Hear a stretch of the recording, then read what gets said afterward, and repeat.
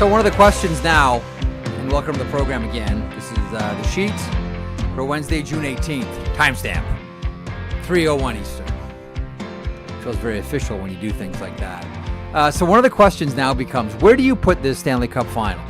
Now that it's all done, where do you rank this amongst your favorite Stanley Cup Finals of all time?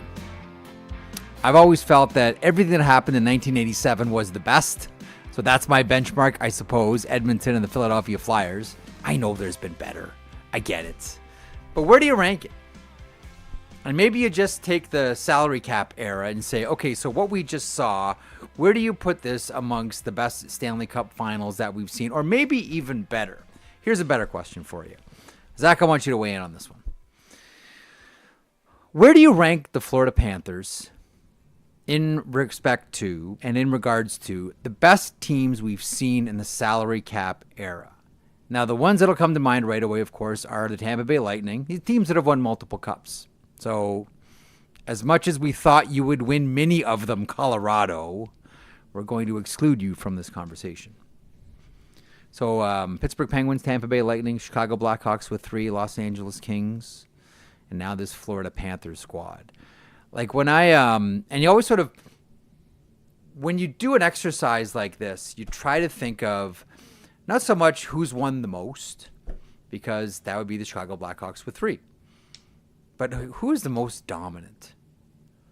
Like when I look at that, and maybe it's the 2012 team that I'm thinking of right away, the Los Angeles Kings, that when they hit the playoffs, that was it. They were going into every single team like a hog into truffles, a hot knife through butter. Like that was the year that Jonathan Quick was the best goaltender on the planet. Everything worked for him in 2012. That was the height of his powers, and everything LA did was touched by the divine.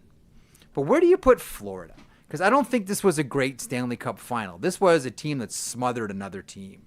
Right? Yeah. Like when you look at like the great stat that's come out, the Florida Panthers led for 255 minutes and 49 seconds. The Edmonton Oilers, 34 minutes. This was a smothering of one team to the next. So it wasn't a great Stanley Cup Final with competitive period after period after period. But what do you make of the performance itself? Like it is one of the best that we've seen, but how do you rank it? I've always sort of looked at the LA Kings as maybe the best of the salary cap era. For me, anyhow.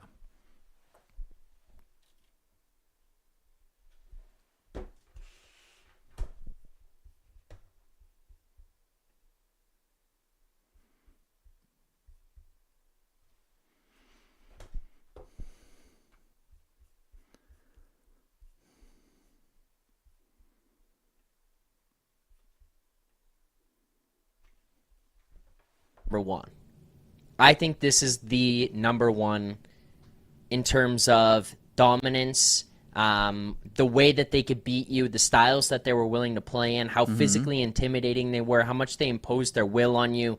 Like, I feel like this Panthers team, for me, is number one. I do have the LA Kings right there behind them, and it's mostly just because of how I felt watching those teams, where it just felt like they were just beat the wheels off of you, but they could score. Their goaltender was impossible to beat at those times. Like it just felt like they could kind of just do anything they wanted, however they wanted. So that was up there with, for me, right at the top. Okay, you froze there a second ago, by the way, as we were waiting for you. I don't know if you want to reconnect or anything, but you seem fine right now. Okay. You're doing your best impression of me from a couple of days ago. So first of all, we should say, and James Webler froze like Marner on a breakaway in the playoffs. Well, that's not so that's so nice. Oh, by the way, a little bit later on, maybe I should share my Marner to the Florida Panthers theory a little bit later on to sort of juice up the program and make everything about your Toronto Maple Leafs. But in the meantime, okay, congratulations. Flat out, full stop, congratulations to the Florida Panthers winning their second Stanley Cup in a row, one of the hardest things you can do in a salary cap era, the hardest thing you can do as a team in a salary cap era. A lot of people to congratulate on this one, the players, the coach, the management staff. It's always interesting to watch a Rubik's Cube click together, and that's what happened again here for the Florida Panthers. This was domination. Like this was, make no mistake about it. The Oilers were constantly frustrated. We've made plenty, and will probably continue to do so. about, Leon Draisaitl and more specifically Connor McDavid's inability to get to their game. And if you watch specifically McDavid, every time he was at the puck, near the puck, around the puck, he was swarmed. It was just like, 3 or 4 Panthers all around him. He felt like he was skating in mud. Felt like he wasn't able to do things here. We're going to go over a lot of last night with Matt Barnaby in a couple of seconds. And one of the things that I think we should probably have a good look at here, and I've got a couple of ideas of where I think these teams are going to go. What's next for the Oilers? And there's one massive question, of course, the McDavid situation. And where do you go next if you're the Florida Panthers? I would always go back to and believe in the Glenn Sather formula and the Glenn Sather philosophy. When Glenn Sather was the manager of the Edmonton Oilers, he used to always talk about every year, whether you win the Stanley Cup or not, and generally his team won the Stanley Cup, you have to keep it fresh every year. It can't just be the same guys, the same vibe, all of it, coming back every year. His idea was you have to freshen it up by at least 15% every year. Sure, you still keep all the main pieces, but a lot of those sort of complementary pieces, and every now and then one of the key guys will escape. It's got to be fresh for someone coming back. And one of the things that I recognized last night, as we all did, when Barkov handed the cup to Nate Schmidt, and it became obvious, and then the story came out about the background story as to why everyone who hasn't won the Stanley Cup before got the Stanley Cup before the veterans that have been there before and won the Stanley Cup. And I wonder how much that is just a nod. That's Barkov doing a solid for guys that haven't been there before and haven't had the experience of winning the Stanley Cup. But 2, as much as it might seem just like, they're giving it to the other guys and not the main performers on this roster, the guys that have been there before, really interesting things happen when you refresh a roster, the likes of which that we just saw the Florida Panthers do. And they came back with mainly the same guys, Bobrovsky and Tkachuk and Barkov and Reinhart, etc. But there was also that healthy addition of, and we'll make plenty of, Brad Marchand, who will go down as one of the best trade deadline acquisitions that we've ever seen in the history of the Stanley Cup playoffs. I would put Ivan Barbashev in that conversation too, by the way, for the Vegas Golden Knights. But this was a really impressive performance, and it's always interesting to find out the big reveal and the injuries to key players and what they have. I think as hockey fans, we like to hang our hat on that a little bit. And as a way, like, I'm not a big, please like my sport kind of guy, and hockey players are so much tougher than everybody else, and we endure things that other sports can't, because every sport has their challenges, both their physical challenges and their mental challenges at the same time. But there's still a part of me that still just kind of like says, like, this is incredible when I see how many players are injured and what these specific injuries are. Okay, coming up on today's program, time now for a daily outline powered by FanDuel. Make every moment more with North America's #1 sportsbook. That is FanDuel. And coming up on the program today, he is already standing by. We're going to get to him in a moment. He is former NHLer, now elite-level NHL broadcaster Matthew Barnaby. We'll talk about the Florida Panthers going back-to-back. We'll talk about what's next for both teams. Some big decisions on both sides of the rink from last night. We'll talk about the legacy question, both for teams and for individuals. And, as we turn the corner now and turn the page from the Stanley Cup Final, we have a look to July 1st and free agency. All of these things up for grabs. With our next guest, he is no stranger to these airwaves or airwaves elsewhere around North America. And you watched him and loved him, unless you played against him in the NHL. He is Matthew Barnaby. Barney, how you doing today, pal? Good to see you again. I'm good, buddy. I think more hated me than liked me, and it's exactly how I wanted it. So I'm okay with that. But I was gonna say, like, you wear that with pride. Like, I'm watching the Florida Panthers specifically, and I'm always wondering, like, okay, who could play here, who could play there? And one of the things that I sort of stumbled across in this series, I'm watching Corey Perry, and at times Corey Perry really lost it against the Florida Panthers. Now, I can also see Corey Perry playing for the Florida Panthers. Like, I can see him thriving. And for the first time, I was making this point last week, for the first time in Corey Perry's career, he probably realized what it was like to play against Corey Perry. He really, really didn't like it. When you look at how the Florida Panthers played this year, how they played last year, how they played in their President's Trophy, how they played in their Stanley Cup Final against Vegas? Like, what jumps out to you as an ex-player right away? They're the closest to an old school team as you're going to get in this era. Really talented, good goaltending, great coaching, obviously built strong with management. I've known Billy Zito since I've been 20 years old, when he was an agent for Doug McDonald, my first roommate. Very intelligent guy. But when you look at the Florida Panthers and the way that they're constructed, they got some skill. But this is an old school, nasty team along the walls, in the corners, chipping pucks out, chipping pucks in.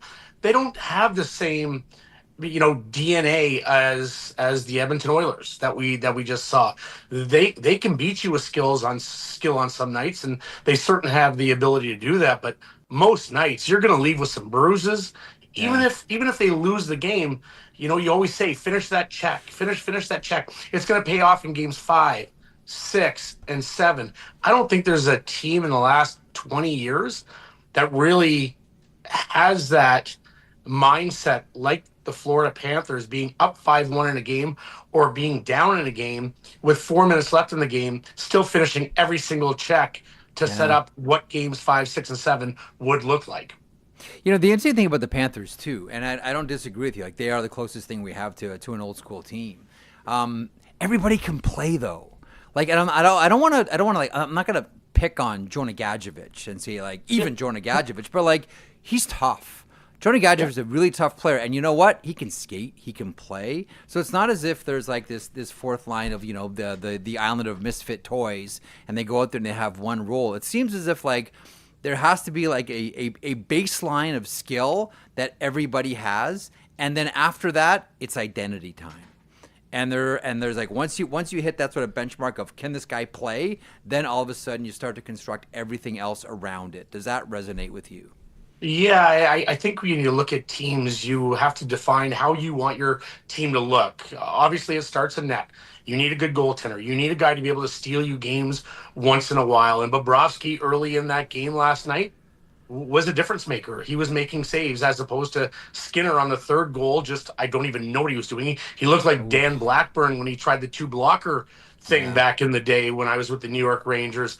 But yes, construct your team with a mindset what it's going to look like in a playoff series against some of these teams. Because, listen, Toronto did a great job against them, but the Florida Panthers were the better team in that series for the most part. Totally. Better goaltending, but they were the better team, and they deserved to win, as did they deserve to beat the Edmonton Oilers. So once you go through your top 6, and you still want to have a Matthew Tkachuk up there, absolutely. But when you get to your third line, you got a guy like Brad Marchand on it, and you're going against other teams' third lines that probably aren't as talented as your third line, but they don't have the character. And I'm not going to say character because I think that's a bad word, character. Sometimes everyone's working, everyone's trying their hardest when they're out there. It's just, what do they have in their DNA when you get tired? What do you have in your DNA when you get run over a couple times? What do you have in your DNA when you're playing with a cut hand like Alexander Barkov? I'm going to that third line and the fourth line. They were big difference makers in this series when we certainly knew how Tkachuk was hurt throughout these playoffs, how Barkov was hurt in this finals, and it was different guys stepping up. Whereas when you look at the Edmonton Oilers, you're looking at 2 or 3 guys when you're down 2-0 or 3-0 in the game that can change the identity of the game. I want to come back to Bob, and I want to get to goaltending, and I want to get to his contract in a couple of seconds. But I'm glad you got us to Barkov. So first of all, I got no problem with Sam Bennett winning the Conn Smythe. That's great. And if they would have given it to Brad Marchand, I would have been fine with that too. But the guy that there's 2 guys that I keep coming back to here. Now, to me, the story of the series was how the Florida Panthers smothered the Oilers. Like this was like tilted rink, right? All the way. Like the Panthers are skiing downhill and the Oilers are skiing uphill. And I've always made the point that, with the Detroit Red Wings under Mike Babcock, with Datsuk and Zetterberg, the feeling very much was it's impossible to lose a line matchup because your best offensive players are also your best defensive players. You can't lose a matchup. And I'm thinking Paul Maurice has that same luxury. The work that Barkov was able to do against Connor McDavid, and then at the same time, 22 points, same as Sam Bennett, and 6 goals, 16 assists, shut down the Oilers. 2 points more than Brad Marchand. Should we not have talked a little bit more about Barkov this series and what he was able to do, and couple that with Gustav Forsling? Like, they're different players here, but in 2011, like when Patrice Bergeron and Zdeno Chara are on the ice together, nobody else touched the puck. Nobody else touched the puck. And when Forsling and Barkov are on the ice together, you are skating in mud. It is so hard, and we saw with McDavid, couldn't do anything with these two guys on the ice. Well, there's so much unpack here, and if I missed something, please just acknowledge it from everything you say, because I want to touch on every one of those points because they're all so valid. Let's just start with Forsling. Guy was picked up off waivers, and I hate when players play for a coach or someone. Listen, Sam Bennett was a guy that was traded from Calgary and now made his way in. He's a Conn Smythe winner. I don't care who wins the Conn Smythe. I had Bennett winning it because I had great value on going into the series. I had Florida winning. Listen, Barkov could have won it, probably deserved a little bit more notoriety for what he does. He doesn't give a crap. He just wants to win. Nope. He doesn't care one bit. He wants to be a great teammate, a leader by example. And when your best player, I think Paul Murray said it, when your best player and your captain wins a Selke trophy, just like Bergeron, like you talked to, everyone else has to fall in line. When you're just a guy that puts up points, but makes a lot of defensive mistakes, as a lot do in the National Hockey League, well, it's easy to get away from your game plan because that's not the identity of your team. We know the identity of the Florida Panthers, and it starts with the captain. That's first and foremost. Bennett had a great series, a great playoff in general. 15 goals after just a 51-point season. Listen, he was my MVP, but you could give it to four guys. I would have been fine. Going back to Forsling, here's a guy that's on waivers. Probably believes at that time, I can't play hockey anymore. These guys don't believe on me. They're giving me up for free. And I used to always tell my son this. He'd score 3 points on a Friday night. In what one, but listen, Forsling was just unbelievable in this whole series.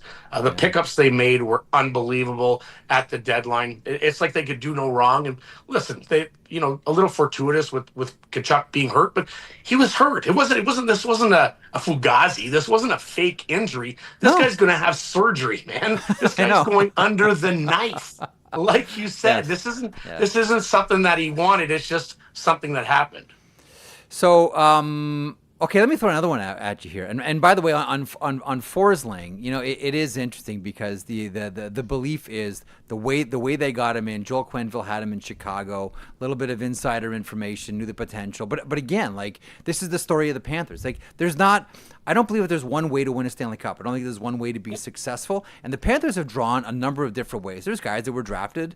There's guys that were first overall picks from different administrations with Dale Talent. There's guys that they grabbed on waivers. There's guys that they got by way of trade. Like, there's not one way to do this. There's guys with massive contracts. There's guys on value contracts here. But it all comes together because at the end of it, Barney, it's really, really obvious, and you see this with great teams. I started the show off today by talking about the 2012 Los Angeles Kings.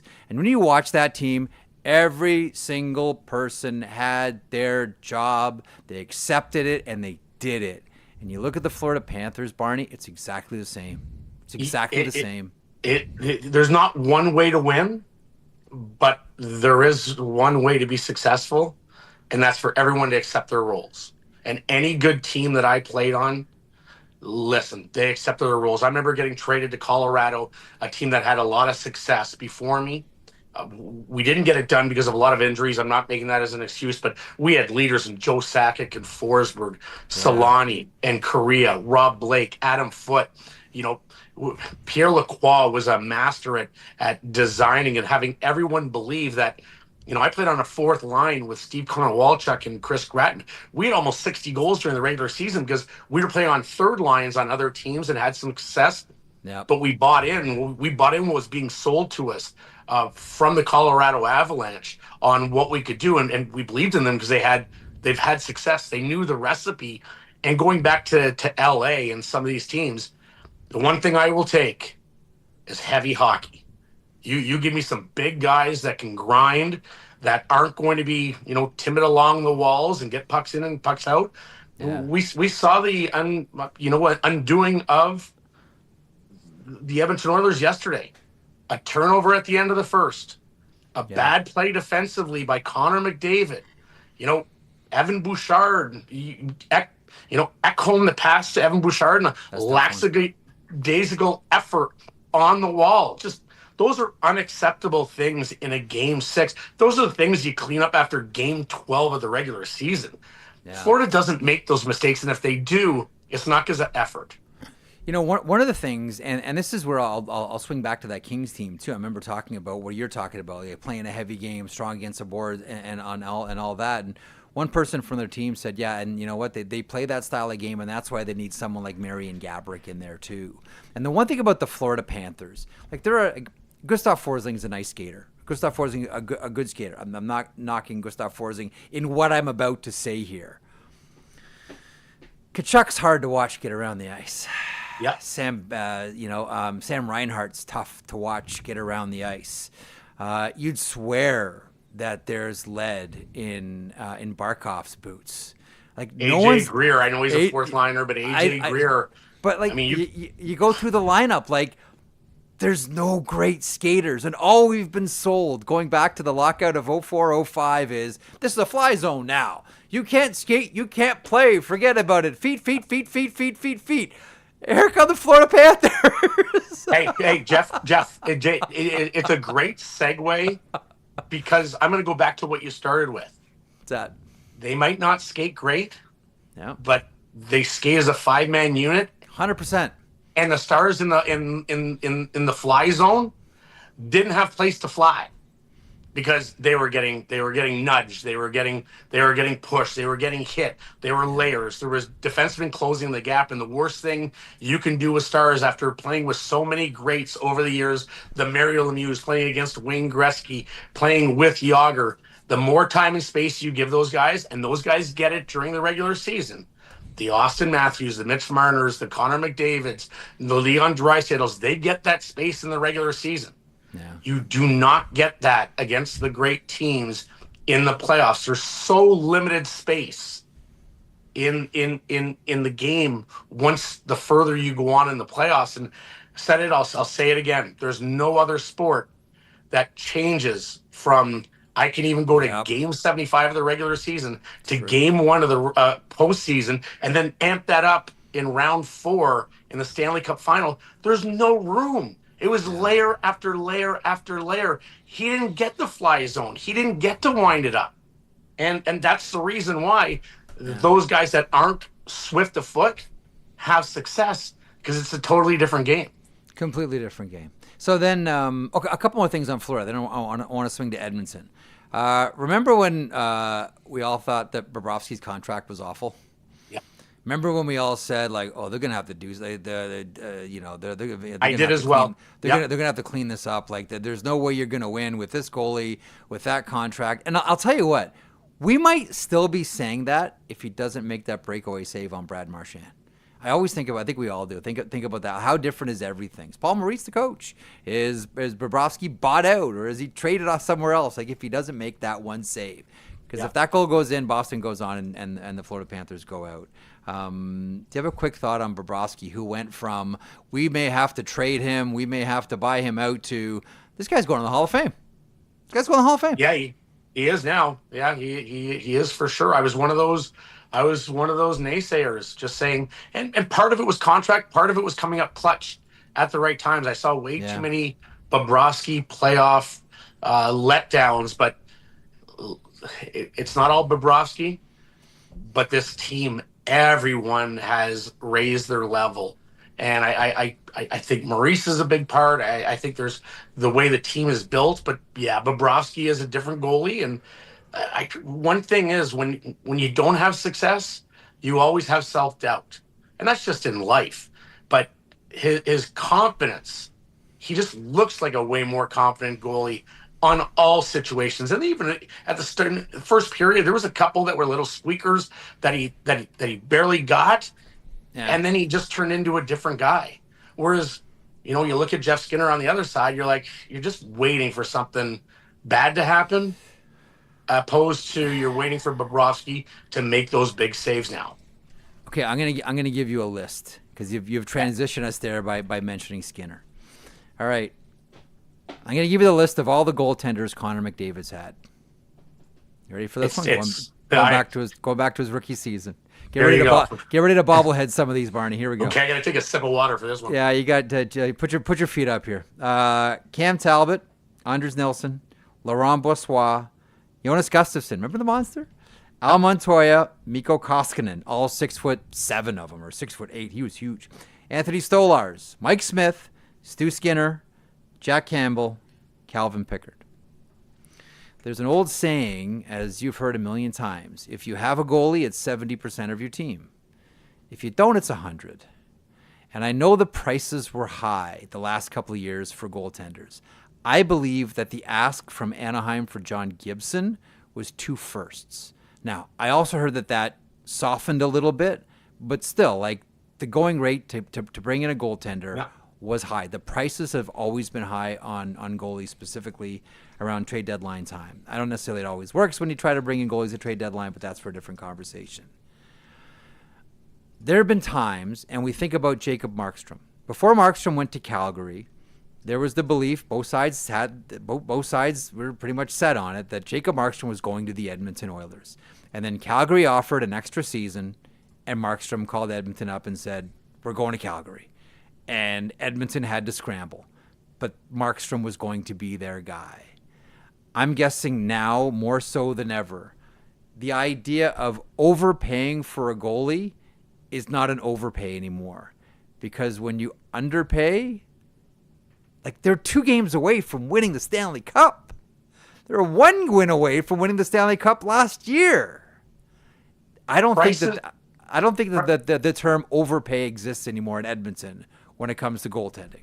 Price is only going to go up now that teams saw Edmonton, right?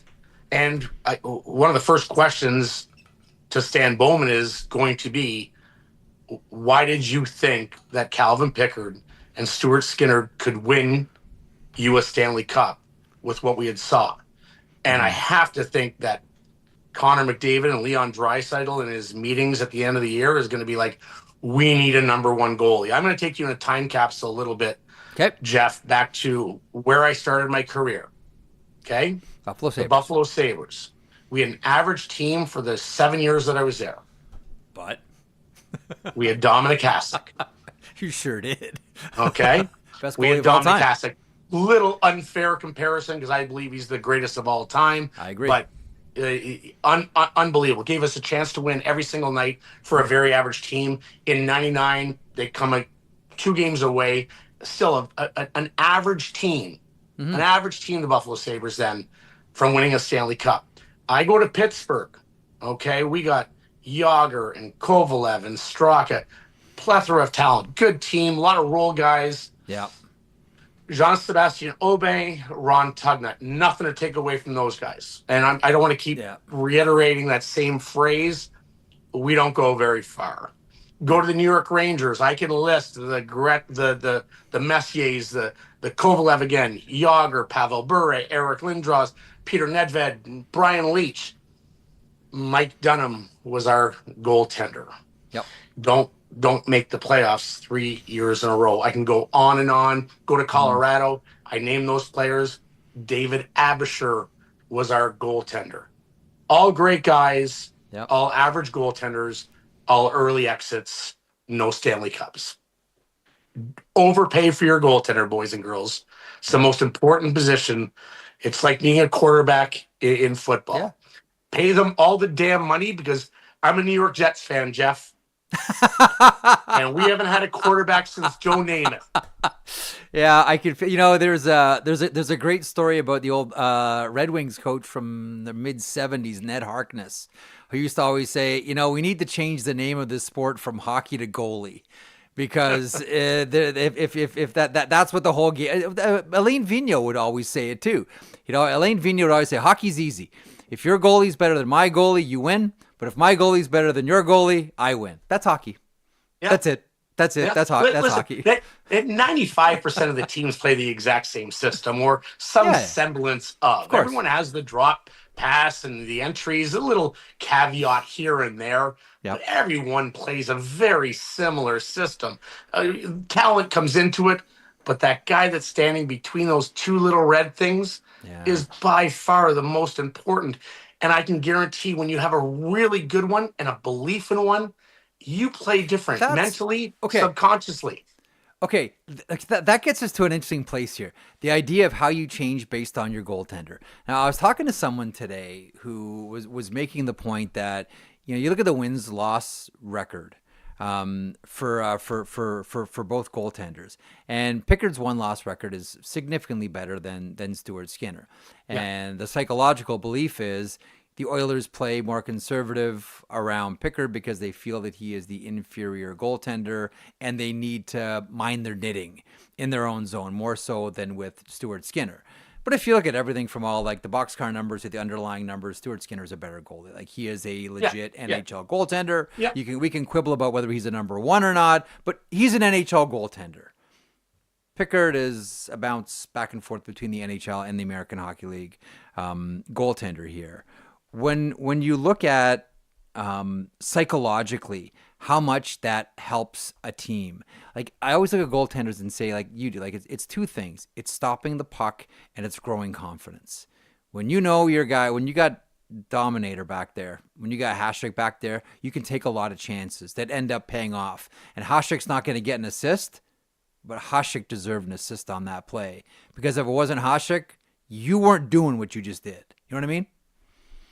I don't know how many times with Dom, he'd make a huge save and you'd feel that energy on the bench and you'd go out within a couple shifts or you would just start to play better, or guys would be on the bench just being like, guys, we got to pick this up. This can't be all on Dominic. Can't be all on the goaltender. We all got to be better. And then you have that internal, competition between us, not getting mad at each other, but challenging each other because your goalie is your best player.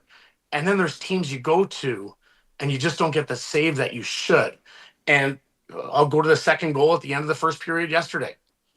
Stuart Skinner has to have that puck. It was a terrible play by Connor McDavid. It was a terrible turnover at the blue line. Yep. Your goaltender still has to have that puck, and it has to be 1-0 going into the first period. Then you can go in and say, hey, you feel kind of good about yourself. On the road, down 1-0, you've played pretty well. But when you get scored on at the end of the period on a terrible defensive play by your team, and your goalie doesn't make your save, now you're like, okay, we need at least 3 more now, and we got to shut the door. Probably not happening after what happened in Game 4. And if you believe the old baseball saying, if you can touch it, you can catch it, that's right there with Skinner. If you can touch it, you can catch it. If you can touch it, you can catch it. So here becomes the question, because look, if you're Connor McDavid, you're saying to yourself, we're 2 games away from winning the Stanley Cup here. I got 1 year left on my contract. This is going to be a massive story. As of July 1st, this is going to be an enormous story in Edmonton, and every day that goes by that there isn't a contract extension for Connor McDavid, there's going to be a lot more nervous people in Edmonton.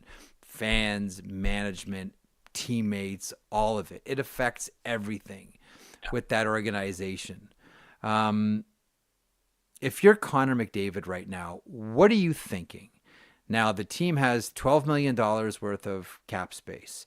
Evan Bouchard is getting double digits. Evan Bouchard is getting either by the team or by an arbitrator because he's got arb rights. He's getting $10 million. So $10 million of that is going to Evan Bouchard. So you got, unless you're going to make trades to dump salaries, right now you're looking at $2 million to improve this team. And before you go on, can people stop saying like Darnell Nurse is never going to play another game in Edmonton? He's making 9.5. So unless you're going to eat half that salary, he's going to be an Edmonton Oiler. He's got 3 more years on his deal till 29-30. Let's make one thing, because I know we're all just like judging everyone based on what we just saw the last few games. Darnell Nurse had a comeback season this year for the Edmonton Oilers. And when the Edmonton Oilers added Jake Wallman at trade deadline, instantly that blue line, in my estimation, you can disagree with me, feel free by all means, that became a top 5 blue line in the NHL. Like Ekholm was injured in the playoffs. That was really obvious. That was that was like not even a reasonable hand-drawn facsimile of Matthias Ekholm. He struggled out there. Now, did Evan Bouchard have a lot of defensive lapses? Absolutely. Did Darnell Nurse make some gaffes? Absolutely, he did. At times, did Jake Wallman get carried away with the emotions of a Stanley Cup final? Without doubt, he did. But let's not pretend that Darnell Nurse didn't have a big comeback season for the Edmonton Oilers. He did. They got beaten by a better team. And I don't know that this is reason to blow the whole thing. You're 2 games away from winning the Cup. Think about who you dusted. Dallas, Vegas, Kings. And because you lost to one of the best teams in this era, you're going to say dynamite time? I don't buy it. It's like breaking up with your girlfriend. The emotion sets in, and you could have 10 great years and 3 bad months, and you say, oh my God, our relationship sucked. Listen, they got to the Stanley Cup Finals without their best defenseman in the lineup, and he was hurt when he came back in Matthias Ekholm. A lot of guys had to carry the mail and make up for those 25 minutes, 26 minutes that Ekholm carries a night against the top players on the other team. You're a couple games away from winning a Stanley Cup. You don't blow it up. Do they need to make some changes? Of course. Of course. And there's always going to be changes in a salary cap system. There's only so much money to go around, and you have to pay guys. And some guys, we know Florida, like Sam Bennett and Ekblad and Marchand. Do I think all 3 are going to return? Probably not. But I think probably 2 out of 3 might come back on friendly deals, not crazy friendly deals. But yeah, the big thing is going to be on July 1 going forward. Every day, that's going to be a question to players, to Connor, to coaches, and to Stan Bowman. Every single day. Yeah. And man, that's good. You think, last year was bad, losing in the Stanley Cup Finals. Losing this year is even worse because it hurts more. But it'll be disaster if Connor McDavid walks away from the Edmonton Oilers. Disaster. See, I understand. I was told do not draw a straight line between Leon re-signing and Connor re-signing with the Edmonton Oilers. However, I still do believe that I don't know if it's an 8-year deal. It might be a 4, and then you ring the bell again. Like a lot of guys want to do that. The Austin Matthews strategy that would make some sense. But I listen. I don't know Connor. I've met him a bunch of times, but I don't know Connor McDavid. I don't pretend to know his inner circle. I think he'll be at the point now that he's going to make a boatload of money. He already has. He's going to make a boatload more. At some point, he has to say, how deep do I want this team to be? Because the Floridas of the world, the Tampa Bays, the Vegases, Dallas. It's Crosby. It's a Crosby question. You're asking the Crosby question. Are you going to take the 8.7? Yeah, I know. Are you going to take the 8? Are you going to take the 9.7? Are you going to take that deal to make your team that much better? And that's, listen, I don't fault anyone. But you know what's interesting about that, Barney? Just to pause for 1 second so we make sure we have this in here. He's already done that. Like he took less to make room for Leon before. Yeah. Right, like I think it was I can't remember, was it a 14 that went down to 12 or something like that for Connor before? Like he's maybe done 12-5, maybe 12-5. I think it was. He's done that, but he's done that before. Now that Leon's at 14, logic will say like Connor's 15, right, and Bouchard's 10. And yes, he listen. If Mitch Marner and people are talking about $14 million, I think you're absolutely absurd to give Mitch Marner $14 million. Mm-hmm. Absurd if Leon's getting 14. But if he's worth 14, then, Connor's worth 16. Let's not even get to 15. Let's get to 16. Let's get the top player. Those guys are in a different league with McKinnon, Cale Makar. Like all those guys are different. But at some point, and this is again, I don't begrudge anyone that gets as much money. I'm pro player. Go get your money, guys. Yeah. Go get your money. But do you want to be considered the best player to never win a Stanley Cup? That's something that I can't answer for him. Only he can answer that. And that's why I look at McDavid, And if I'm McDavid, I'm saying like, yeah, I'm making all this money, and I'm gonna retire with over 100 sheets in my pocket. And it's all great. Where's my best chance to win a Stanley Cup? Like you look at teams that like might clear it right now for them, like the Boston Bruins and the New York Rangers, like maybe Los Angeles Kings. Like, are any of these teams closer to winning the Stanley Cup than the Edmonton Oilers? Well, no, but Connor could also say this. I'm not going to sign a contract extension. I'm going to go to free agency. If I'm going to take a pay cut, I can go to one of these non-state tax teams that are close to us, and now you throw me on that team. Now I'm the difference maker. Now I'm the hired gun coming in to make this team a Stanley Cup champion, whether it's Dallas or Las Vegas. Now, I know a lot of things would have to happen for all that to happen. Hey, look, Eichel's a free agent the same time as Connor McDavid here. And I think we're all wondering about if Eichel doesn't go, is that open for Boston then? But trust me, there's a lot of talk radio between now and then. But it's again, you brought up food for thought. July 1st. Yeah. The hourglass starts ticking. Well, while we're just sort of freestyling here, here's one, and I mentioned off the top of the show here, just sort of wondering about what the landscape can look like and where players can end up. And you mentioned Mitch Marner a second ago. Now, I am of the like something really interesting happened at the Four Nations. Mitch Marner played with Sam Bennett, and he looked really different. Like when he's put with a different sentiment and a sentiment that plays like Sam Bennett, it brings out something different and accentuates more of a positive in Mitch Marner than Austin Matthews did. Like Matthews and Marner are more similar than they are different. But Bennett and Marner, like those are two distinct players. And I know it was a very, very small sample size. But I think anybody that watched those two at the Four Nations said, oh man, there's something there.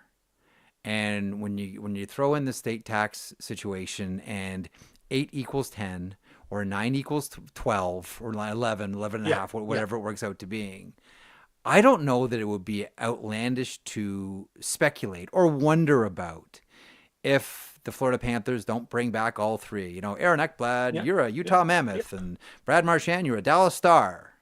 Yeah. Marner in Florida. The only thing I think about they are loaded on the right side. Now I got to say, Ryan Harkachuk, like they are loaded on the right side. This is just throwing it around. I feel like that's a 2-part answer question. First, playing with a different player, dynamic wise, you need some guy to get in the trenches, get that puck for you, create space for a smaller, skilled guy, create layers for a guy like Mitch Marner, who's absurdly talented, one of the best passers in the game. Listen, he's done a lot of good in Toronto, and if he walks away from Toronto, that's his right to go get as much of the money. I think Mitch Marner's personality, family dynamic, I think it would mean a lot to him to one day say, I was the highest paid player in the National Hockey League at one time. I truly believe that's important to him. Don't know it for uncertainty or certainty. That's what I believe. I believe that's his personality. Do I think Florida's the place for him? I just don't think he leaves money on the table, but only because he wants to be that. And I know the dynamic with the state taxes. I think he really wants to say, he wants to see the number. I want to be 14.1 million. I want to be 1 penny higher. I want to be that guy. We see this in Barney, what you're saying is, because you're so into it, this is agent fights. This is where agents $1 more than the other agent that they hate. Their guy makes $1 more than the agent whose agency they just left makes more than their top guy. I truly believe that. I truly believe it. I believe that. I believe that in some people, and I've played with some people that don't want to leave 1 penny. It doesn't make a difference in their world. I get it. Just their clout. And then you got guys like I don't even want to start naming. There's just so many guys. But Sidney Crosby's probably the epitome of the example we want to pick. Patrice Bergeron. There's another great one. Patrice Bergeron. There are a lot out there that they're like, how much money do I need? I have generational wealth. I'm not going to spend it.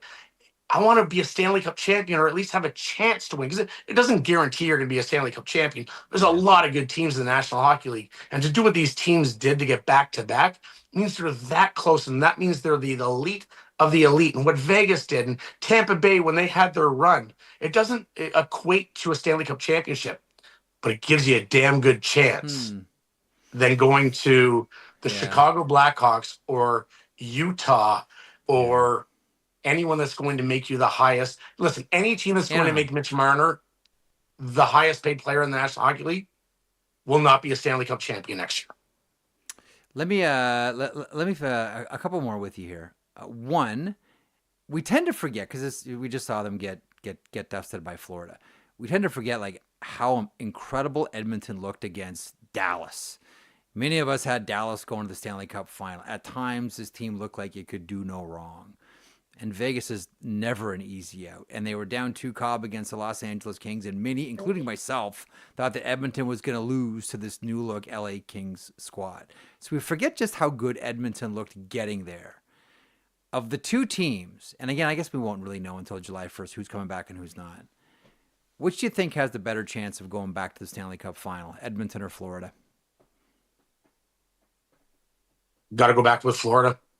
Only because of the belief in that room, and I believe those guys have bought into a mentality of giving up a little to you just listen to their comments. They're a true team. I'm not saying Edmonton isn't. I'm focusing on Florida.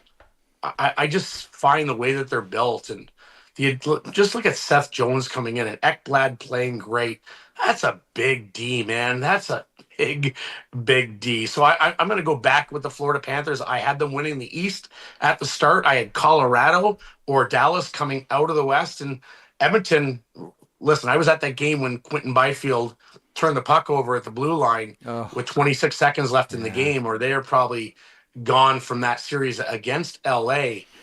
Yeah. But I got to go back with the Florida Panthers. They're just built strong, and I believe that they're going to get most of these guys back. And even further to your point earlier on in the show, there's always going to be, you always want an injection of new blood, whether it's young or old. There's no one that's done it better than the Florida Panthers. It's true. And it helps when you have a guy like Brad Marchand that gets to decide where he wants to go. And he's like, I want to go to Florida. Yeah, Dallas wanted him so bad. Oh, yeah. I'm going to Florida.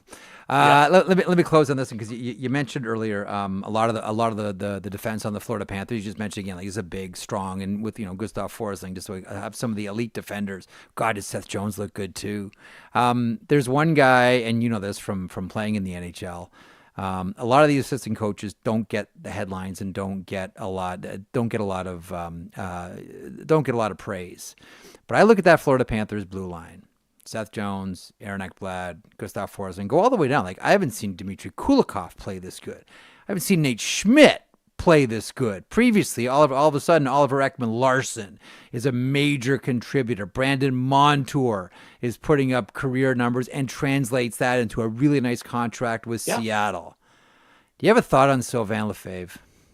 What a job. What a job with that blue line. Love the guy. He was my roommate in New York for parts. Unbelievable guy. Always knew he was going to be a coach. Just a very caring individual. You always thought he was going to be a coach, even back then? Yeah, he has that father figure mentality when you talk to him. He was a little older than I was, but I was 27 through 29 when I was in New York. So it wasn't like I was a kid.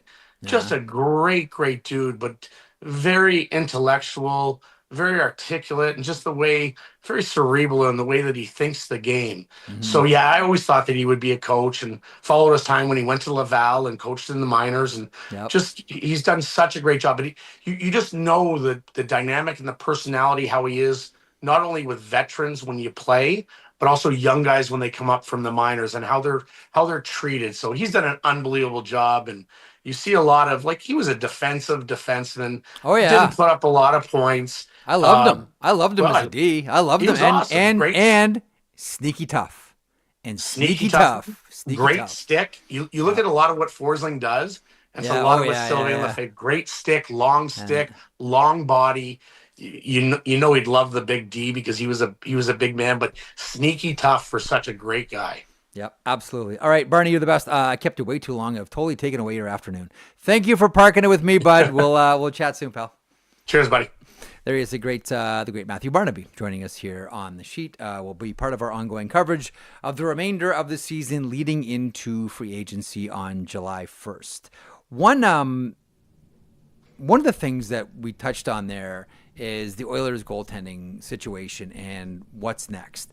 Now, it's going to be really hard for the Oilers here, and I'm pretty sure that you're Stan Bowman. You're saying, okay, maybe job one is do something with this McDavid deal and get that done to calm everybody down right away. Job number two is we got to do something with Evan Bouchard here and try to get this at a reasonably priced team number as we can, knowing full well if it gets into arbitration, he's getting 10 sheets. And the other is goaltending. And Jake Allen is like the only free agent goaltender that's going to be available. And I don't know that answers. And I like Jake Allen a lot. And I think Jake Allen is going to be in the goalie fraternity, either coaching with an NHL team or just running his own camps as he does now in the Maritimes for a long time. Goalie's goalie, really smart, progressive thinker. So there's a couple of things. One, I still, like we all do, wonder about John Gibson with the Anaheim Ducks. This is Lucas Dostal's crease in Anaheim. The other name that I think we wonder about, and I mentioned the other day here on the show, and that's Ukko-Pekka Luukkonen, who was a Botterill draft pick with the Buffalo Sabres, not Kevin Adams' guy. That's Devin Levi. I wonder about them going out and acquiring a veteran netminder in Buffalo, platooning him with Devin Levi, and maybe making a deal, even though he's a newly signed player last year, making a deal, making a trade with Ukko-Pekka Luukkonen. And if I'm Edmonton, I'm all over that. The other, let me see what you think about this one, Zacharoo. The other thing that I wonder about, and this would be continuing in the vein of offer sheets between Edmonton and St. Louis. The offer sheet Joel Hofer. Payback for taking two of ours we probably could have used here in the Stanley Cup Final against the Florida Panthers. Or has Joel Hofer done enough for Stan Bowman to say, yeah, I think this is the guy? See, I look at Luukkonen and say, if I'm Stan Bowman, I'm like, okay, I see an NHL track record here. I'm just looking for the best story. Turn around and offer sheet the St. Louis Blues, Joel Hofer. Oh, yeah, here's your succession program for Jordan Bennington. Yeah, we're taking that. I don't think so, because I think that they have to, and I think that perception-wise, they also, like, I think for organizational stability and perception-wise, they also just need to get somebody with some type of track record. I don't think that they can go out there and be like, no, trust us. Hofer's the guy. I know. It's like, that's a tough one to sell up to the owner who's been screaming for a goalie for years. Yeah. No. Hofer's the guy. Oh, yeah? You said Stuart Skinner would figure it out in the playoffs. Yeah, I know. Well, how about the argument, though, that Stuart Skinner took him one game away from winning the Stanley Cup last year? No, I know. But did Stuart... Okay. Here is where I'll play stupid games with you on this. Did Stuart Skinner make it harder for them than it maybe needed to be in some circumstances to get to that point? Yeah. No, but listen, I'm not saying that Stu Skinner is the ultimate solution here for the Edmonton Oilers. Stuart Skinner is who he is, and at a certain point,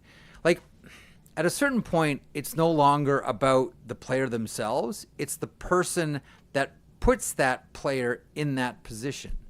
I'm trying to think of and on a lot of teams, like on the Gretzky Kings, like there are a lot of guys that didn't like Peter Praisler, and it was like, what are we going to do about this? And it's like, you can't fault the guy. He's just the guy.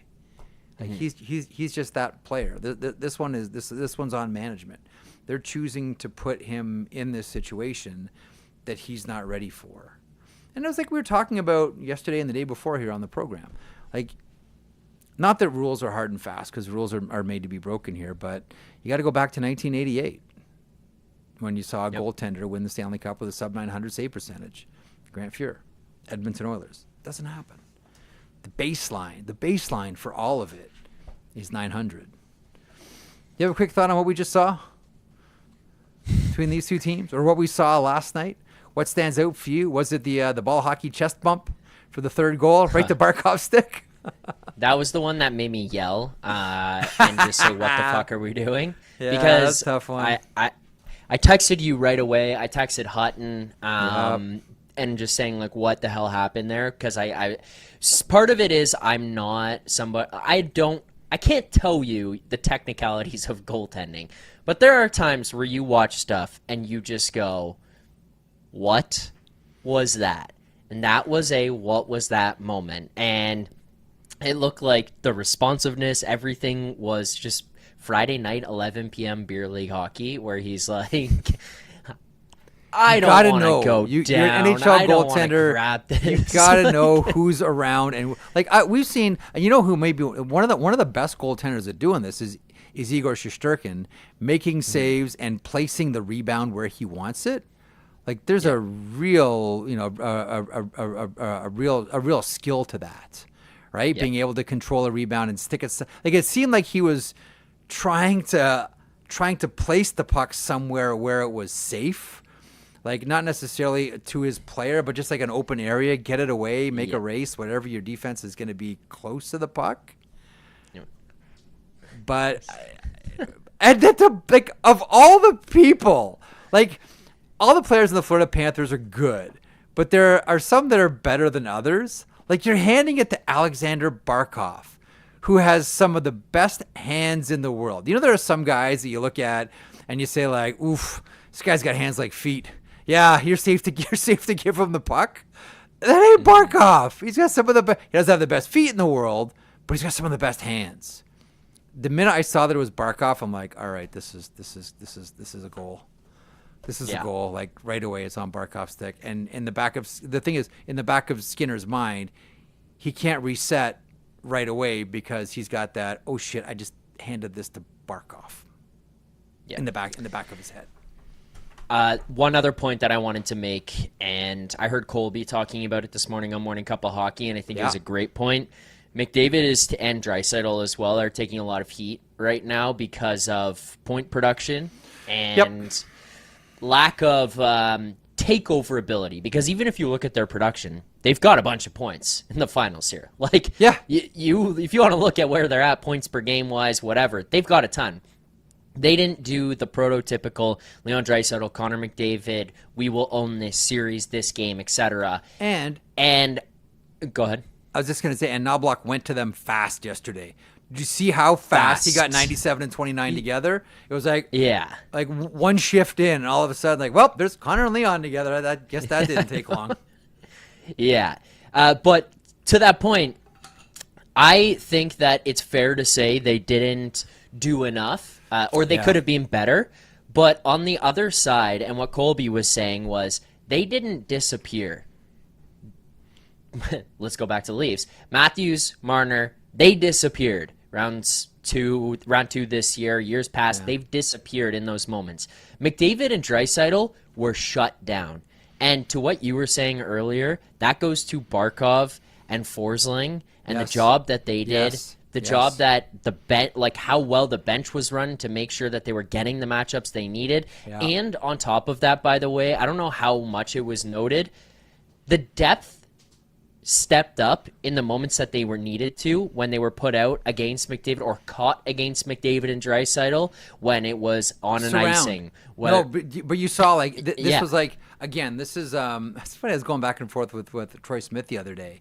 And one of the things when I was doing junior hockey, and Smitty would always come on with me, and we were doing it was Greyhounds and Erie Otters. Interestingly enough, it was Darnell Nurse who was one of the D. And whenever Sheldon Keefe would have been the coach, and whenever McDavid had the puck, Knobloch would have been the coach there. Sheldon Keefe was Chris Knobloch. McDavid would have the puck. Sheldon Keefe would have like 4 players. Like it was hilarious. It was like a firing squad. Like. All around him. Yeah. All around Connor McDavid. He was like circled. And I'm watching the Florida Panthers and I'm like, It's the same thing. So it didn't really matter. Like, if you're not Barkov and you find yourself caught out there with Connor McDavid, we all circle.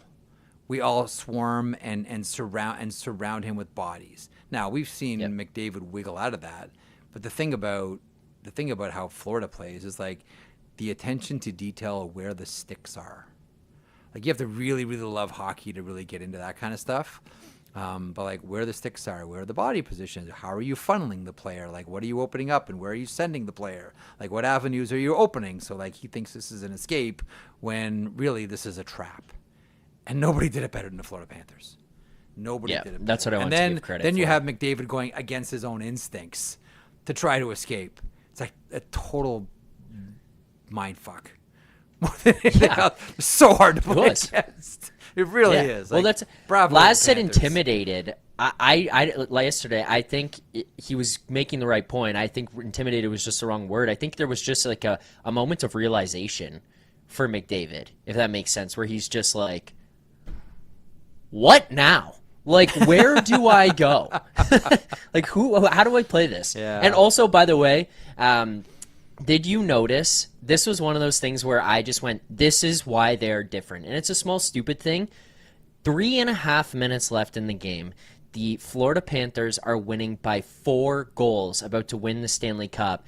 And they are finishing checks, hammering Oilers defensemen down below the goal line and stuff. And it's like, it's so minute. And obviously you play to the final buzzer, but you're winning the game. Having said that, man, they all got off the bench way before the final buzzer. It was like, I saw 10 billion tweets saying, "Where's the too many men call?" It was like he's watching it count down, like 10 seconds, and they're taking buckets off and they're going over the boards. I'm like, I know it doesn't matter. I know the score is not going to change, but do either of these officials have the stones to make a call right now? I kind of wish they did. I totally wish they did. It just would have been hilarious. Just like I wished in 1999, after Brett Hull foot and crease, the Buffalo Sabres didn't leave the ice. Yeah. They should have just stayed. No way. Not a chance. Keep looking at it. Keep looking at it over and over and over again. We're not going to leave the ice. But it would have been funny if someone called too many men on the ice. Yes, it would have been. It would have been. 18 guys in the box, though. Imagine, too, that they're all like looking. The ref's blowing the whistle down, trying to call it. They're all, Just want to go in business for yourself and be that guy who did that. But, man, they got out there early. Okay, we got Crispy, right? We got Crispy to do today. We got Crispy. Time now for the Ninja Crispy Inbox, presented by the Ninja Crispy 4-in-1 Portable Glass Air Fryer. Meet the first of its kind, the Ninja Crispy Portable Cooking System. The power of a full-sized air fryer in the palm of your hand, so you can cook big or small batches. Just prep it, crisp it, serve it, and store it all in one. God, I'm just thinking about that now. That would have been hilarious. It is an all-in-one system that includes 4-quart, 6-cup Tupperware glass containers and 2 storage lids. The Ninja Crispy is thermal shock resistant and can go from frozen to crispy in minutes. With the Crispy Power Pod, you get the power of a full-sized air fryer in the palm of your hands. The 4-quart container fits 4 pounds of chicken or veggies. Cook a personal-sized meal in 7 minutes in the 6-cup container. Max crisp, bake, air fry, and re-crisp with a Ninja Crispy. You can prep, cook, and store anything from crispy favorites to one-dish meals. What do we have in the inbox today, Zach? This comes in from our friend General Soreness. He says, Hey. Jeff Zacharou, instead of the same old booing of the NHL commissioner, let's change it up. I would love to see the captain of the outgoing champs award the Stanley Cup to the captain of the newly crowned champions. Fun way to close the book on one reign and usher in a new one in the event of a repeat champion. A surprise legendary figure of the winning organization's choosing could award Lord Stanley to the team captain. Your thoughts? Well, this is a back-to-back, so who do you grab from Panthers lore to do it? You probably do it with someone from the 96 team. Maybe you do it with our buddy Ed Jovanovski. Maybe you do it with the Rat King himself, Scott Mellenby, the OG Rat. the Rat Killer. Those would be the two that come to. What's that? There's another Rat Warner. Rat Warner. I think you could also, because this is going to get like intensely political here, but here I go. Because they've never kissed and made up, and it was a great era for Florida Panthers hockey, I would love to see Doug MacLean. Doug MacLean as a legend, the coach that took them to their first Stanley Cup Final, albeit they bowed out in 4 against Colorado. But there's no love lost between the two sides. That, to me, would be a great thaw if they went that route. And I do like the idea, by the way. I've mentioned that on the old pod that I did with Elliot, and I don't know if I've mentioned it here before, Zach. I do love it, but then I'm like, I'm a sucker for like hockey history and lineage and transition from one to the other. And I just think that person would be such a great joining figure. That, I mean, that's an easy one for me. Although I think then there would just be like 2 people getting booed at the same time. Yeah. Except apparently if it's in South Florida, there's not much booing going on. They kind of squashed that. I never understood, like, first of all, I have to applaud Gary Bettman at this point, because there have been, like, honestly, he's been presented the option of not going out to do this, but I admire the fact that the commissioner of the NHL still has a respect for how the Stanley Cup has always been presented by presidents, because until Gary Bettman, they were always presidents, not commissioners, and he respects that tradition. And he understands that this is part of the job, that the then president, now commissioner of the NHL, hands out the Stanley Cup to the captain of the team. I admire how he respects that, even though it is a kind of negative moment. And especially at home, like the commissioner's there with the Stanley Cup, giving your team the Stanley Cup. Why would you scar it by booing in the first place? Guy's giving you like the ultimate prize, presenting you with the ultimate prize in your sports. How can you even think to boo at a second like that? I know people might still be sour about, the lockout of 04-05, but still, like, the league's stronger than ever, worth billions of dollars. Like, the stories I tell you about 93 when Commissioner Bettman took over. It's nothing like it's run today. Like, Bettman took years and years shoveling out the barn until they could present this product now that we all enjoy. Anyhow, a long-winded way of saying, general soreness, I love the idea. Zach, do you like the idea? Yep, I like the idea. I think it's cool. I think it'll be fun, but you know who it sucks for? I also think who it sucks for? The old captain. Bingo. That's what I was about to oh say. Crap! Yeah. Everyone's out, like in Cabo, like enjoying their vacations with their family. I gotta fly around with Phil Pritchard. Now, like Phil. Yeah. Phil's a great guy. Phil's got great stories. I'd like to be with my family now. He's got the cup, and I gotta stand there and go, "Here you go. There's your cup." That's my job. But I gotta follow. Like think about this exact scenario, and let's just flip this year with last year. So It's Mark Stone who's got to go. Well, he could hand it out last night, but he could also hand it out on Friday in Edmonton. So last night Edmonton wins. You're back and forth. He's got you're Mark Stone, 18 connecting flights. No, honey, they lost. No, yes, I don't know when I'm. Yes, I know. Look, it wasn't my idea. That dumb podcast, the one on 3 o'clock with Marek.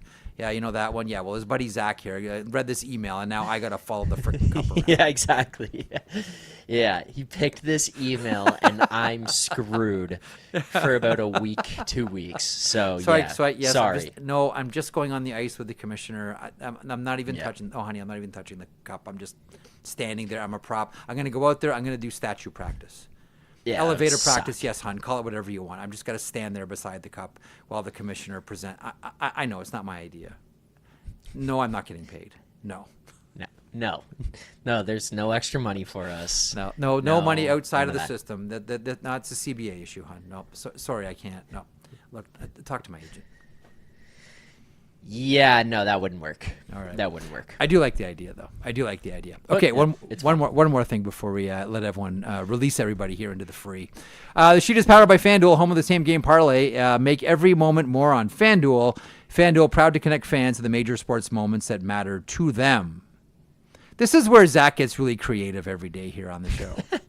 And FanDuel gets creative. And FanDuel gets creative here alongside us. And thank you to our friends at FanDuel. What are you serving up today, Zacharoo? I'm glad you talked about it with Barnaby. I wasn't sure if you were going to get there, but I was for sure going to do it. And FanDuel has a fun market, so this is where people can start to get the rat wheel going a little bit. Okay. Mitch Marner's official AAV on his next contract market. I looked at FanDuel at this one. Less than $10.999 million, $11 million, plus $6,000. Between 11 to 12 million, plus 1,400. 12 to 13, plus 300. The favorite for this one, 13 to 14 million, minus 140. And then 14 million to 15 million, plus 150. There is a 15 million plus, which was also much higher odds. But specifically, Jeff, I wanted to pinpoint this because of the conversation you had with Barnaby. Could he take less? Yes, in a no tax state, he could. Could he take less? I don't know. He sure did like playing with Sam Bennett at the Four Nations. I'll say 12 to 12.9 is where he ends up. But I could see him taking less if it's a team like the Florida Panthers. So you think even without a Florida team, it would be still 12 to 12.9? Because I think it's in the 14 ballpark. So whether that be 13.5 all it takes to is 14.5, I think it's there.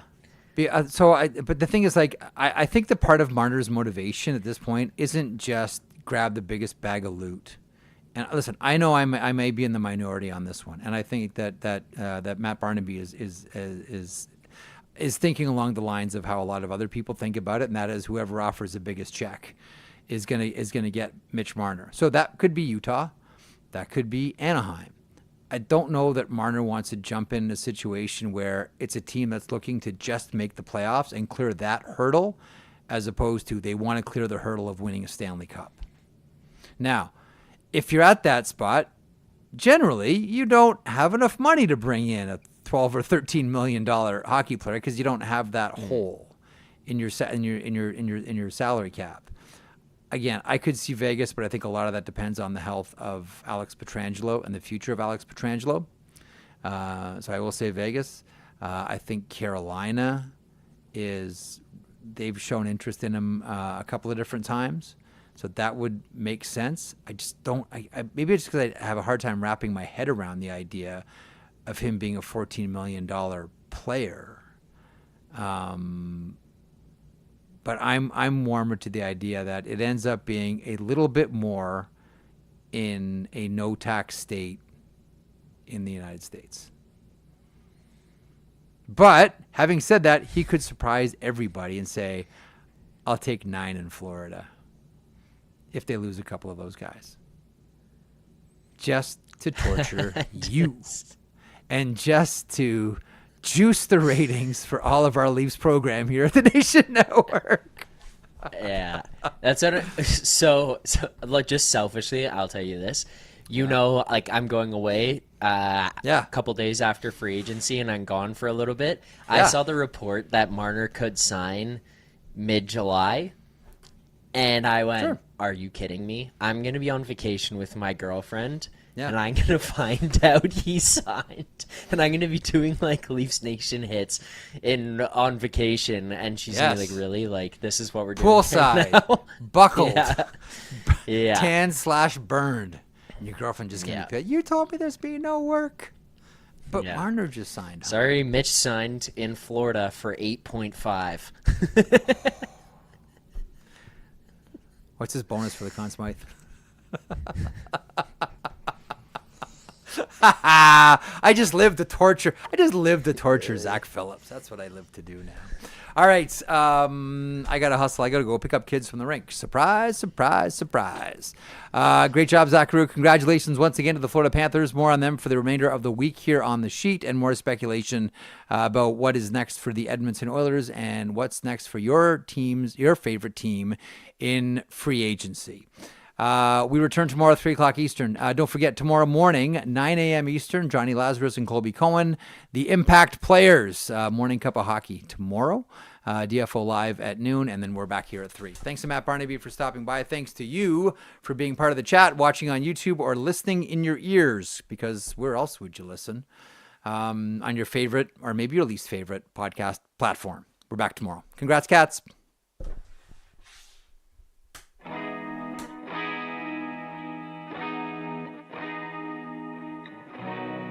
If you enjoyed that video, and we certainly hope that you do, please hit the subscribe button right there here at Daily Faceoff. I will put this lineup up against any hockey lineup anywhere. It all gets underway at 9 o'clock Eastern with Morning Cup of Hockey. That is Johnny Lazarus. That is Colby Cohen. Then at noon, it's DFO Live. And then 3 o'clock Eastern, The Sheet. Get caught up on everything in hockey.